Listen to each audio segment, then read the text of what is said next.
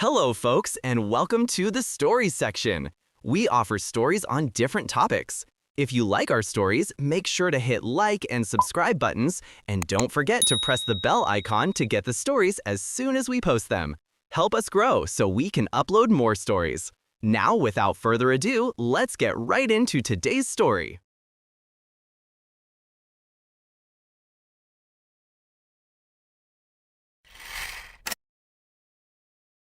The Sterling Collapse, a betrayal story. New York County Family Court, today.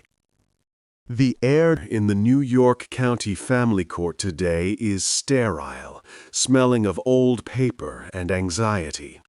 Sunlight, filtered through the tall, grimy windows overlooking Center Street, illuminates the dust motes dancing over the mahogany tables. I sit here, Alexander Sterling, a man who built an empire in silence, now waiting for a judge to finalize the collapse of my marriage. Across the room, Serafina is a vision of manufactured grief, clad in an impeccably tailored cream suit, her glossy hair pinned up with a diamond clasp I bought her for our 5th anniversary. Beside her sits Julian Rossi, her brother, his face a mask of self-righteous fury, and their legal team, ready to tear apart the meek mechanic they believe I am. Serafina glances at me, and in her eyes I see not regret, but avarice, the final, undisguised emotion she holds for me. The sight of her, the smell of the room, the hushed anticipation of the lawyers, it all serves as a trigger. My mind recoils, pulling me back exactly 1 year, to the moment the quiet war began, long before the legal paperwork was filed. The judge, Justice Henderson, clears his throat, calling the room to order. As the murmurs subside, I lean back in my chair, the present fading into the recent past, reliving the meticulous, agonizing surveillance that brought me to this triumphant, brutal day.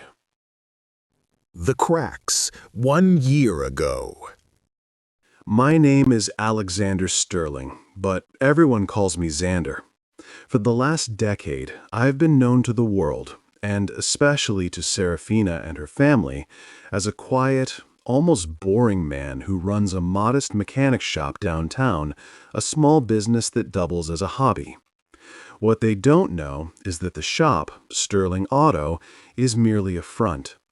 Beneath the grease and humility, I am the founder and CEO of Sterling Security and Intelligence, one of the nation's most discreet and effective private investigation firms, boasting special surveillance authorization from the NSA, a privilege earned during my previous life, 2 decades as a top-ranking field officer, and later a divisional director in the Central Intelligence Agency. I left the CIA, not out of fatigue, but for Serafina, hoping to trade global chaos for domestic bliss. I used my severance and accumulated wealth to start the firm, and, more importantly, secure our future. Secretly, I am worth a staggering amount, a fact I carefully shielded. I live simply, I always have. Compassion and quiet discipline are my nature. For the first 5 years, Serafina was my universe, loving, vivacious, and genuinely kind. But the past few years had introduced a chilling shift. The subtle, quiet ambition I'd found charming mutated into something parasitic, pure, corrosive materialism. Our penthouse in Tribeca was no longer a home, it was a stage for her rapidly growing collection of designer goods. The loving wife faded, replaced by a calculating socialite. The first whisper of the affair came 12 months ago, a cold Friday night. I was working late at my real office, the sleek, minimalist headquarters of Sterling Security, not the grimy garage, running routine systems checks. Serafina was supposedly at a charity gala. She called me in a perfectly pitched voice, sounding disappointed, saying, "Xander, honey, I'm so sorry, but I won't be back until late. This event is dragging on, and I'm chairing a tedious planning session after dinner. My phone battery is dying too, so don't worry if I don't answer." Oblivious to what was about to unravel, I said in a soft tone, "That's fine, darling. Don't push yourself too hard. I'll leave the lights on for you." But what sealed her fate was the sound I heard in the background, a faint but distinct, arrogant laugh, followed by the metallic click of a high-end lighter. It was a sound I knew instinctively did not belong in a tedious planning session. A man's laugh, booming and possessive. I let the suspicion cool my blood, the CIA training immediately taking over the husband's pain. I didn't confront her. Instead, I initiated Protocol Zero, the silent, total surveillance of a person of interest. The next morning, I pulled the first official file request of the year, Case File 2025001, Serafina Sterling. The target and the plan. Over the next 3 months, my team, led by my fiercely loyal sister, Eleanor Sterling, the firm's operational director, confirmed the worst. The man was Damien Thorne, managing director at a predatory investment bank, Thorne Global Capital. Damien Thorne was everything I was not. Arrogant, loud, a notorious womanizer, and undeniably influential. He had ridden the wave of high finance to a Fortune 500 status before he turned 30, a success story built on the quicksand of corruption, bribery, and systematic employee exploitation. I knew men like him from my time in the agency, tyrants driven by ego and shielded by influence. He was hell-bent on acquiring what he desired, and now that included my wife and my alleged assets. My initial investigation focused on Serafina, but the target quickly shifted to Damien. Serafina wasn't just having an affair, she was collaborating. Their texts, intercepted via our NSA-authorized spectrum analyzers, were horrifyingly clear. They weren't whispering sweet nothings, they were drafting a financial attack plan. Serafina texted, "He's so simple, Damien, a classic simp. He has his little shop and a small trust fund from his late uncle, that's it. We need to hit him with a high alimony demand and claim emotional distress. His lawyer will fold." Damien replied, "My legal team is ironclad, Angel. Once we crush his meager finances, his reputation as a good guy mechanic will evaporate. You get the half, and I get the pleasure of watching him beg. It's perfect." They were planning a public humiliation, painting me as a financially inept, emotionally abusive husband who stifled her potential. They wanted to destroy my social standing and bankrupt me with alimony and asset seizure, believing my trust fund was the only thing standing between them and the streets. This was no longer just about infidelity. It was a meticulously planned financial and character assassination. This required the full weight of Sterling security. I called Eleanor into my private office, the door sealed with biometric locks. "Eleanor, I need you to redirect all Class A resources to this case," I said. "It's personal, yes, but Damien Thorne is a high-value target. His corruption runs deep, and he's actively planning fraud and perjury in a court of law." Eleanor, sharp-eyed and pragmatic, crossed her arms. "I've seen the transcripts, Xander," Eleanor replied. "The cruelty. Serafina is a fool, and Thorne is a narcissistic criminal. Their plan is to demand the Tribeca penthouse, the entire liquid asset portfolio they think you have, and a lifetime of spousal support. We can crush them easily with just the financial disclosure. But what's the goal? The goal, Al, I exclaimed, is total ruin. Not just stopping their plan, but ensuring they suffer the maximum legal and professional consequences for their premeditated malicious intent. Serafina chose a tyrant and plotted to ruin the one man who genuinely cared for her. I want Thorne's career eradicated, his illegal wealth seized, and Serafina's complicity documented so thoroughly that she loses everything, including the sympathy of her own family. Eleanor said, "Then we need to use the full weight of our NSA authorization to monitor Thorne's offshore accounts and his firm's proprietary trading systems.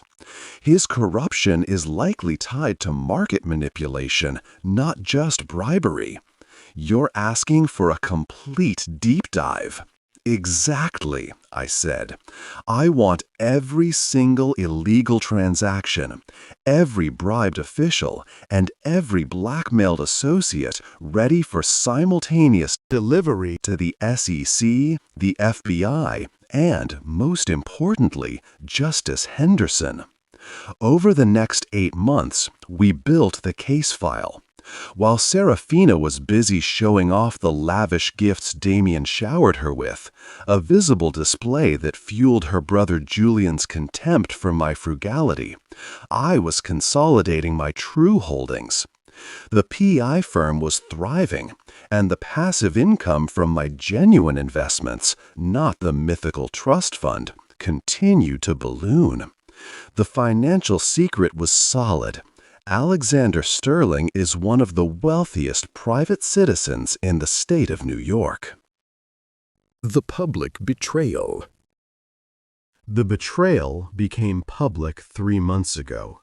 Serafina staged a dramatic exit during a dinner party at the Tribeca penthouse, packed with our mutual friends and, crucially, both our siblings. Julian Rossi, a loud, self-important commodities broker who always resented my quiet success, which he believed was capped at fixing transmissions, was there to support his sister. Eleanor was there to watch, her presence an unwavering support for me. Serafina slammed her designer handbag on the antique dining table, causing the crystal glasses to chime. Serafina shouted, aiming for an audience, "I can't live this lie anymore. I'm suffocating, Xander. This whole charade, your dull existence, your insistence on smelling like motor oil, it's pathetic." I stood silently, compassionate as always in public, masking the cold fire behind my eyes. I pretended being unaware of her true intentions and replied, "Serafina, what is this? We can discuss this later, privately." To which she doubled down by yelling, "No, the time for privacy is over. I have filed for divorce. I deserve more than this mediocre life. I deserve someone who understands my worth."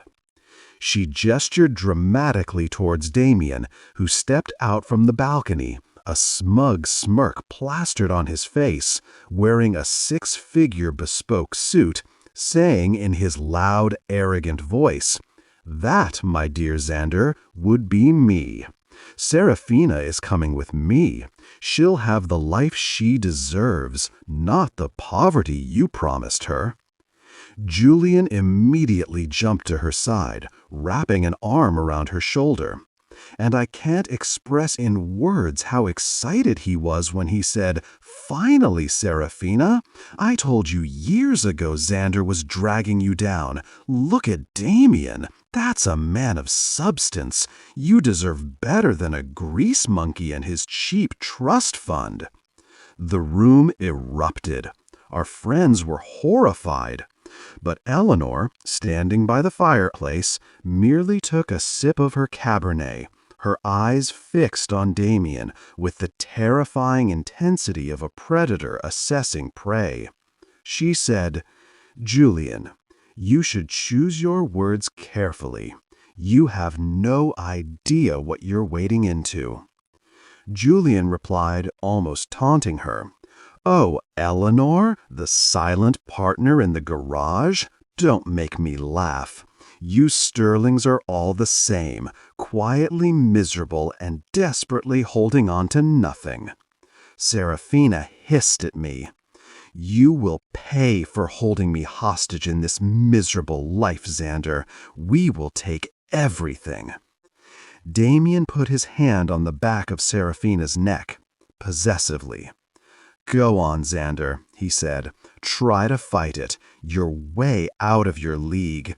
We're going to clean you out and toss you back into the gutter where you belong." I simply looked at him, my voice low and steady like the calm before the storm, and answered, "You mistake my silence for weakness, Damien. You mistake my compassion for idiocy. You both believe I am a small man. You are about to discover how dangerous a small, quiet man can be." They scoffed, laughed, and walked out, Serafina never looking back. The divorce was officially filed the next morning, demanding an immediate freeze on my alleged assets and a preposterous sum for temporary alimony. The legal war had begun, and they walked straight into the trap I had laid for them. The Courtroom Detonation. Now, let's come back to the present day. Back in the courtroom, Justice Henderson nods to Serafina's lawyer, Mr. Vance, who launches into a practiced, venomous hack. "Your Honor, the petitioner, Serafina Sterling, has suffered years of emotional neglect and financial restraint at the hands of the respondent. His refusal to earn a respectable income, relying on a meager trust fund, has severely impacted her career and well-being. We demand immediate asset disclosure, a significant alimony package commensurate with her quality of life, and the marital residence." Julian nods vigorously from the gallery. Serafina subtly wipes a tear that isn't there. My lawyer, Mr. Chen, a man I've known since my CIA days and who understands the depth of my game, stands slowly, calm and unruffled, starts his argument. "Your Honor, we are prepared to proceed with full asset disclosure, but first, a matter of jurisdiction and transparency. My client, Alexander Sterling, has been the subject of a malicious, premeditated plot for financial ruin by the petitioner, Serafina Sterling, and her paramour, Damien Thorne." The room stiffens. Serafina goes pale. He continues, "Mr. Sterling, the meek mechanic, is in fact not only financially solvent, but highly successful. We are submitting Exhibit A, a certified statement of net worth.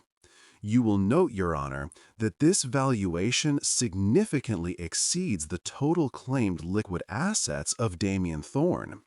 Mr. Sterling is, and has been for 8 years, the sole proprietor and CEO of Sterling Security and Intelligence, a multi-million-dollar private investigation firm." The gasps from the gallery, especially from Julian, are audible. Serafina stares at me, her mouth slightly agape, the realization dawning. The shop, the humility, it was all a facade.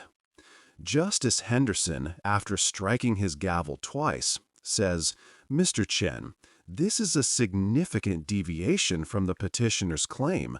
I see a considerable net worth here. What is the relevance of the PI firm?" Mr. Chen spoke in a calm but explaining tone.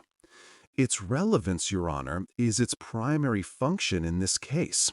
For the past year, Mr. Sterling has suspected and documented the premeditated conspiracy against him. We are submitting Exhibit B, a comprehensive, verified file containing transcripts, financial records, and proprietary trading data gathered under special authorization granted by the National Security Agency to Sterling Security. He pauses for dramatic effect, placing a thick folder labeled Thorn Global on the clerk's desk. This file details not only Serafina Sterling's malicious intent and planning to bankrupt my client, but also the extensive, systemic corruption and insider trading activities of Damien Thorn, the petitioner's lover, spanning the last 4 years. The documents show dozens of instances of stock manipulation, the bribery of public officials, and clear evidence of money laundering via offshore accounts. These transcripts also prove Serafina's full awareness of Mr. Thorne's criminal enterprise and her intent to benefit from it. Serafina slams her hand on the table, her composure shattered, yelling as usual. "It's a lie. It's all fabricated. He's a liar. He's just a mechanic." Mr. Chen, cuts her off. "My client's former rank in the CIA and his firm's NSA authorization ensure the integrity of this evidence, Your Honor. Furthermore, in anticipation of perjury, we are presenting the final, irrefutable evidence. The assets Serafina sought to claim, the Tribeca penthouse, the entire investment portfolio, were legally transferred to my client's sister, Eleanor Sterling, 8 months ago, placing them beyond the reach of a spouse who demonstrated intent to inflict financial harm." Julian rushes forward, his face red with disbelief as he gasps. "He's not a mechanic? He's rich? Serafina, what did you do?" My gaze locks onto Serafina. She is shaking, not with grief, but with the cold, raw shock of failure. Damien Thorne's corruption was the secret I was waiting to reveal, the lever that would destroy her plan. By associating with him and planning the financial ruin, she handed me the keys to her own destruction. The plan to bankrupt me hinged on my supposed financial insignificance. The revelation of my true identity, wealth, and the CIA NSA backing turned her weapon back on her. She hadn't just cheated, she had plotted a crime against a man who possessed the means to prove it and destroy her. The verdict. Justice Henderson bangs the gavel again. Order. Mr. Vance, your client and her associate are now subject to multiple federal investigations based on the evidence presented here. I find the petitioner's claims to be without merit, founded on malice, and provable criminal conspiracy. Divorce is granted on the grounds of adultery and egregious misconduct. Due to the petitioner's proven premeditated attempt to defraud and ruin the respondent, spousal support is unequivocally denied. Furthermore, I am authorizing the release of all exhibits immediately to the relevant federal agencies. The hammer blow was struck. The courtroom descended into chaos, but for me, there was only a profound, silent calm. The trap was sprung. And now, the ending. The divorce was finalized on the spot, swiftly and decisively.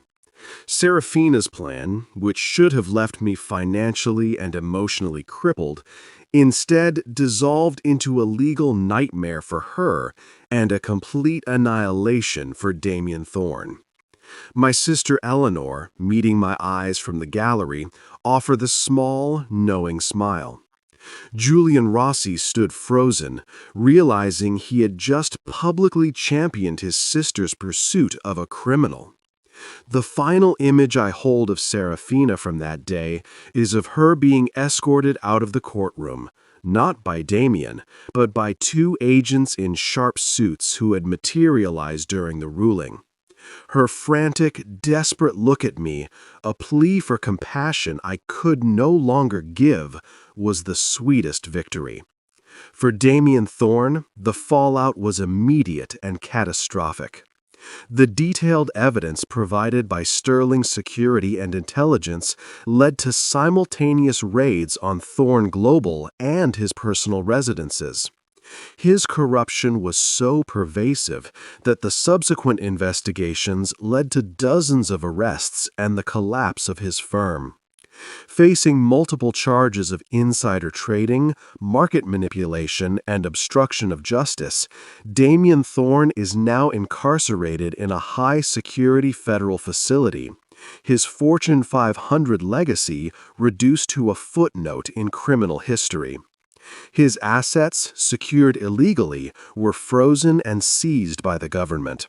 He is ruined, publicly disgraced, and forgotten. Serafina lost everything.